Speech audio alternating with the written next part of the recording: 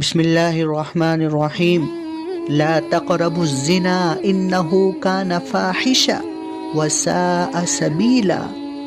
زنا کے قریب بھی مت جاؤ کیونکہ وہ بے حیائی ہے اور بہت برا راستہ ہے۔ مجرمانہ ذہنیت رکھنے والے پہلے نگاہوں سے زنا کرتے ہیں، بار بار گھورتے رہتے ہیں اور حسیناؤں کو اپنے دام فریب میں پھنساتے ہیں۔ ایسے لوگوں کی آنکھوں میں قیامت کے دن پنگلا ہوا شیشہ ڈالا جائے گا۔